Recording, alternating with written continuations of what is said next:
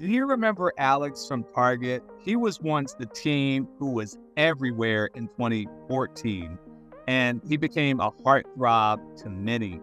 In fact, that's how he went viral in the first place. Someone snapped a pic of him when he worked in the checkout lane at Target, and they put it on social media, and the rest is definitely history, as they say. Shortly after the post, Alex blew up. And he even said that he blew up so much that his phone stopped working because he was getting so many different messages to his phone. It just locked up, didn't work anymore. He also went on to gain more than, I think it was 2 million plus followers across his social media accounts. And back then in 2014, Ellen could do no wrong. And this is before, in her own words, she was kicked out of show business. Alex wound up on Ellen's show just because there was something about him. They liked his look, they liked his personality, and a lot of opportunities opened up for him because of his look. And some of you might talk about pretty privilege and what that means. And this is before looks maxing. And we know that looks maxing has obviously been taking off over the last couple of years. And looks maxing is when definitely a lot of men, usually younger guys, want to improve upon their looks. And they do things like mewing, I think it is, not mooing, but mewing to strengthen the jaw, to improve the hair, to improve the physique. So all of that's there. But with that being said, there's certainly for many a cautionary tale about looks maxing. And some of you might have some people in mind when I say that, one person in mind in particular. But even a cautionary tale when we're looking at blowing up and having the glow up. So first of all, with Alex, I mean, you have to consider just the whole notion of privacy. A lot of us still cherish that, and it's really hard to get. It's like you have to go to your dreams almost to escape being bombarded and inundated with people and products and messages and flashing signals. And yet imagine if you go viral and you're in the center of that vortex and you can't even escape your fame through sleep. So Alex was imprisoned for some time with all of the notoriety that he had. And he was still at a point of developing that prefrontal cortex, developing his sense of self and sensibility.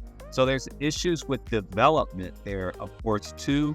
And being able to work on your authentic personality and to have your safety and to have your peer pressure in check. And he really didn't have that. And some of the things that Alex grappled with when becoming viral makes me think of what you're talking about now with Quiet on the Set. And a lot of you are aware that Quiet on the Set is an indictment of, in particular, Nickelodeon and other sorts of networks that allegedly fostered predatory environments when it comes to minors.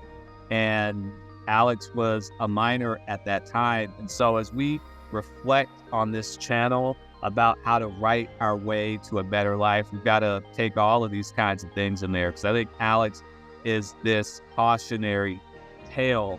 And it makes me just think about how to best write our way to a better life. And one of those ways, of course, is to recognize that words can be like X-rays if you use them properly.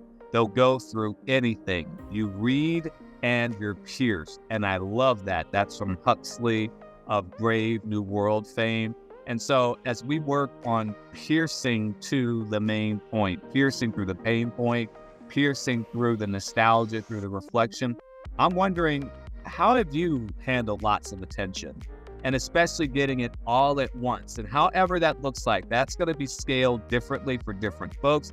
Not all of us are going to be bombarded with millions of followers instantly. Not all of us are going to be bombarded where our phones no longer work anymore because so many people want to talk to us and get near us and what have you. But nevertheless, we probably feel that at different rates. What's that like for you, being the center of attention all of a sudden? Put that in the comments. I'd love to know.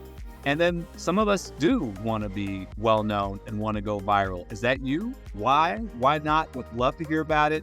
And if you did, if any of us did, what would you do with fame, or what would you do with having gone viral, or at the very least, just internet famous? How do you think you could best leverage that in a way that would be healthy, in a way that you'd be interested in working in. It'd be very nice to know. Put that in the comments. Now, Alex is all grown up now because you're like, why are we talking about Alex from Target? Well, he's featured in People magazine. So they did a follow-up, and as we said, it was 2014 when Alex originally erupted onto the scene. Here it is now, 2024, 10 years later. And so now Alex is in his late 20s. He's all grown up, and he's found a way to have real friends, true friends.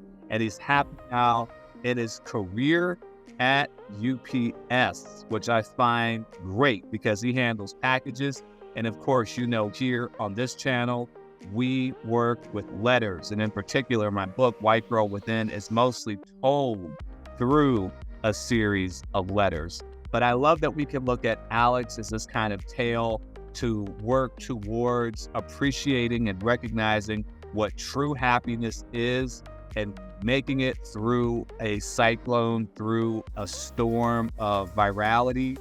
And this quote here, I think, is kind of good to put a nice button on that. Actual happiness always looks pretty squalid in comparison with the overcompensations for misery. And of course, stability isn't nearly so spectacular as instability. And being contented has none of the glamour of a good fight against misfortune, none of the picturesqueness of a struggle with temptation or a fatal overthrow by passion or doubt. Happiness is never grand. And that, again, is from Huxley, and the kind of happiness that maybe some of us might think that we would get with being inundated with going viral, being inundated with like beating the algorithm, winning the algorithm lottery, I think probably falls flat for most people. For most of us, certainly did for Alex. Alex even said that he got death threats. Of course, not everyone was happy for him.